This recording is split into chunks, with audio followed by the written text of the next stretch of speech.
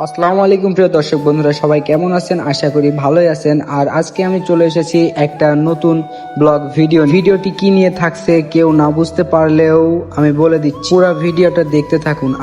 আমার চাচাতো ভাইয়ের পা ভেঙে গেছে, সেইখানে আমি বর্তমানে ড্রেসিং করতেছি। আর সবাই আল্লাহর কাছে দোয়া করবেন যেন সে তাড়াতাড়ি সুস্থ হতে পারে, কারণ সে সুস্থ হলে আমাদের লং ভিডিওর কাজগুলো দ্রুত কন্টিনিউ করতে পারবো, আপনাদের কাছে ভালো ভালো কন্টেন্ট দিতে পারবো।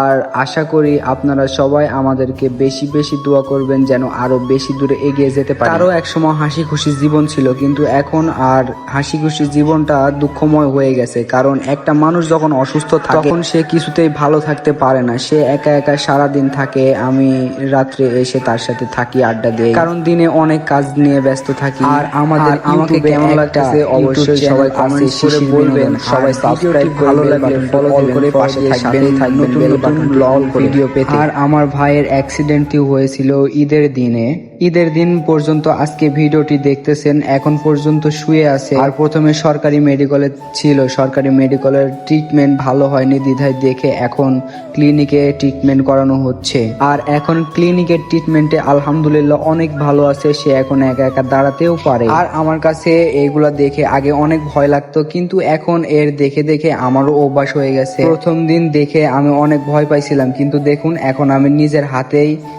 নাড়াচাড়া করতেছি, তার ড্রেসিং গুলা আমি করে দিচ্ছি এখন বর্তমানে।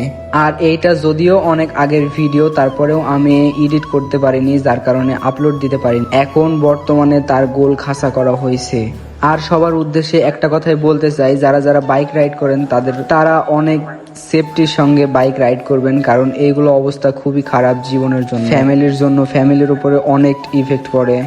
আসলে এইগুলা যার হয় সেই জানে যে এইগুলার কষ্ট কতটুকু। প্রথমে মেডিকেলে অপারেশন করার পরে অপারেশনটি সাকসেস হয়েছিল না, তার জন্য আবার ক্লিনিকে অ্যাডমিট করা লাগছে, তার সার্জারি করা হয়েছে। আর এই যে পায়ের উপরে যেটা দেখতেছেন, এই যে এটা এখান থেকে চামড়া কেটে নিয়ে নিচে লাগাইছে।